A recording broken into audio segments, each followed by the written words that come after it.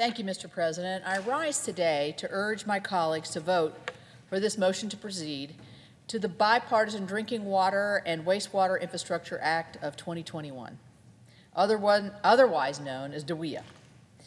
As the ranking member of the Environment and Public Works Committee, I've been working closely with Chairman Carper and Senators Duckworth, Lummis, Cardin, and Kramer to craft meaningful legislation that addresses our country's aging drinking water and wastewater systems. Every city and town can tell you all about it.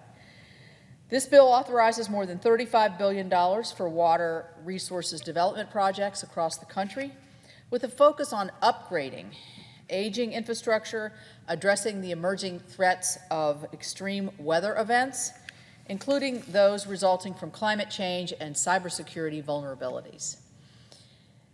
This also includes measures to invest in innovative technologies, and it provides assistance to marginalized communities. All of these things will help our communities keep their water safe and clean. Something I'm particularly proud of is how this bill provides flexibility to both rural and urban areas and lets them decide how they can best address their needs. The most significant investments in this bill are in the Drinking Water and Clean Water State Revolving Funds, as we know them, SRFs. The SRFs maximize authority for the states to determine how best to address drinking and wastewater challenges, utilizing a revolving loan fund to facilitate additional future investments.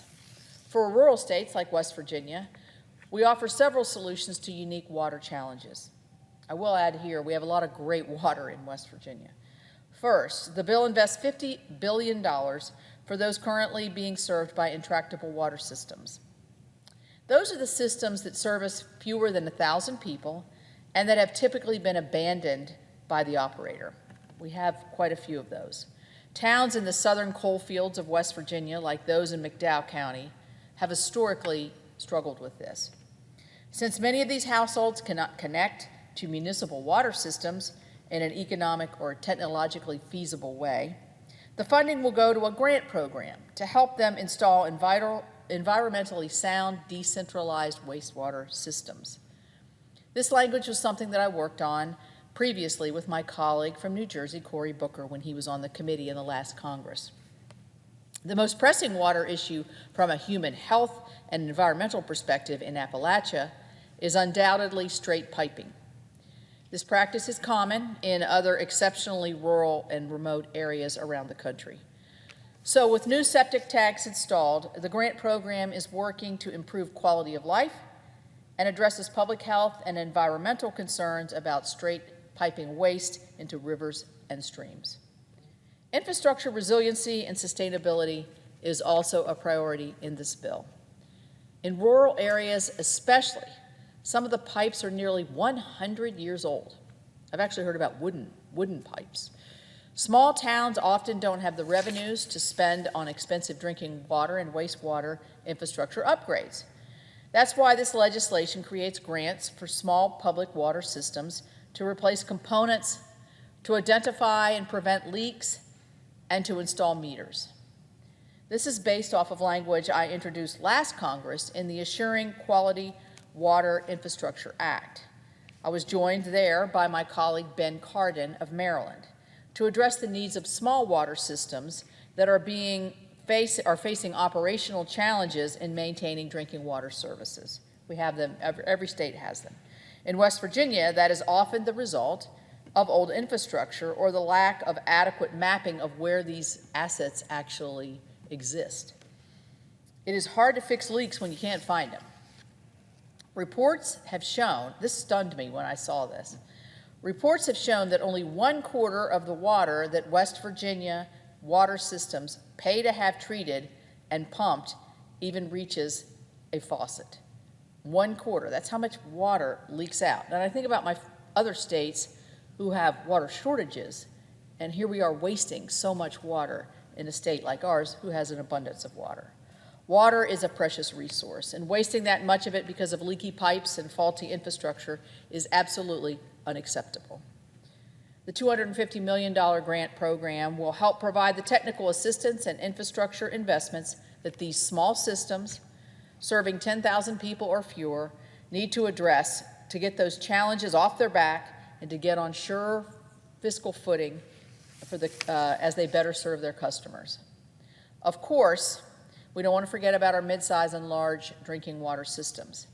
Another program that I worked on last Congress, again with Senator Cardin, addresses the resiliency of drinking water and wastewater systems. Adapted by the Clean Water Infrastructure Resilience and Sustainability Act, these programs, totaling $370 million over 5 years, will help protect public water systems from a host of threats, both natural and man-made. In West Virginia and many other parts of the country, the greatest threats to drinking and wastewater infrastructure comes from flooding.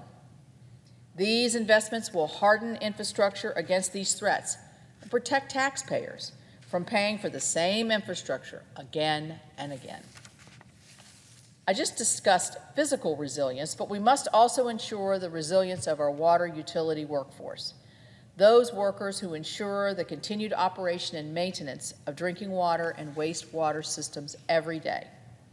Section 211 of DWEA focuses on the resilience of America's water utility workforce by addressing recruitment, training, and retention challenges.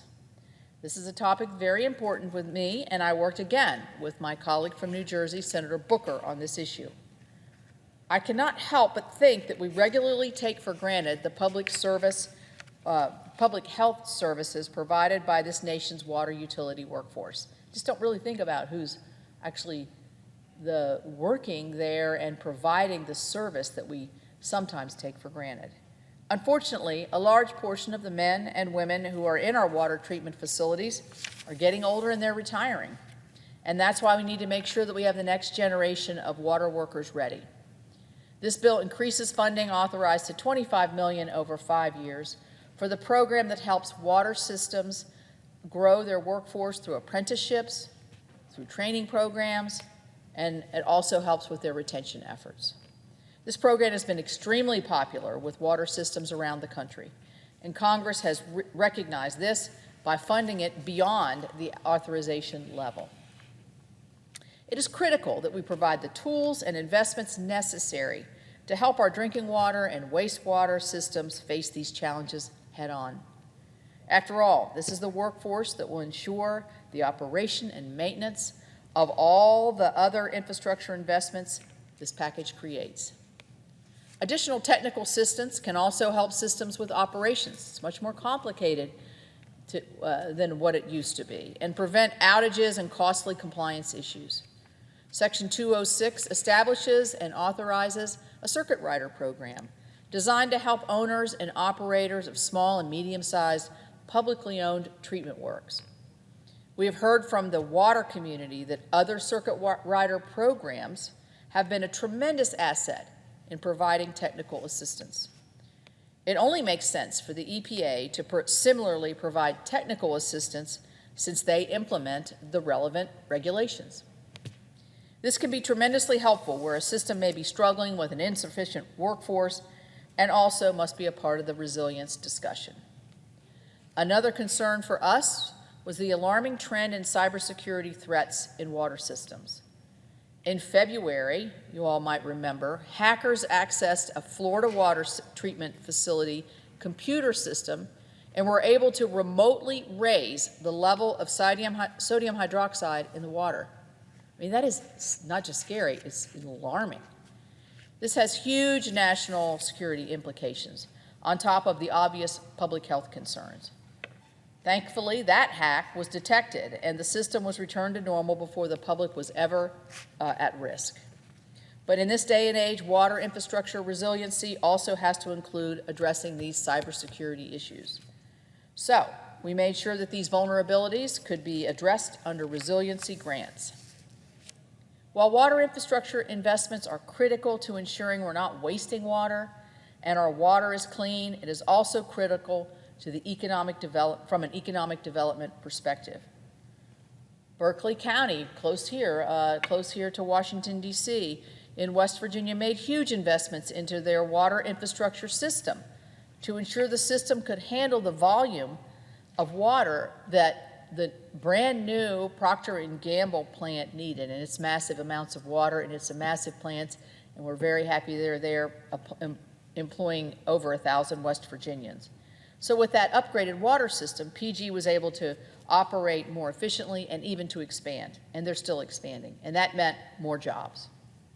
That kind of opportunity needs to be available everywhere, not just in my home state, Connecticut, and other places around the country.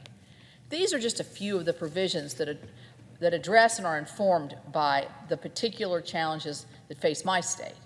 But based on the feedback of my colleagues in both parties and the groundswell of support for from various water advocacy groups, it is clear these provisions have broad applicability to help communities all across this beautiful country. It is why we have such a diverse and growing coalition of more than 70 supporters from water systems to local governments to industry to labor to environmental organizations who are supporting this legislation. These organizations, not to mention we had a unanimous vote out of a committee, these organizations recognize the value of this legislation and its common sense and responsible approach to addressing our water infrastructure issues. We will be discussing more of the valuable provisions of this bill on the Senate floor this week, and I look forward to that debate. In closing, I just want to urge my colleagues to vote in favor of advancing this bill and later for final passage. I mentioned it passed unanimously out of committee. There's a big debate in a broader sense. Can Congress get together on infrastructure? This is what I would define as basic core infrastructure. This, I think, is a good test case for us, and this, I think, is one in which we all have great interest. Conservatives, moderates, and liberals all came together on this. I'd like to thank my counterpart, my chairman, Chairman Carper, and his staff for their work, as well as our Water Subcommittee counterpart Chairman Duckworth and Ranking Member Lummis. This bill is proof that we can work together on infrastructure. This is a bipartisan, responsible, meaningful investment. We're taking care of pipes, we're looking out for our environment, and we're putting special emphasis on helping rural and disadvantaged communities. At the end of the day, this bill is really about helping people. This is a bipartisan bill that we can all be proud of. I again ask my colleagues to vote yes on the motion to proceed, and again on the underlying bill, and I yield the floor, and thank you, Mr. President.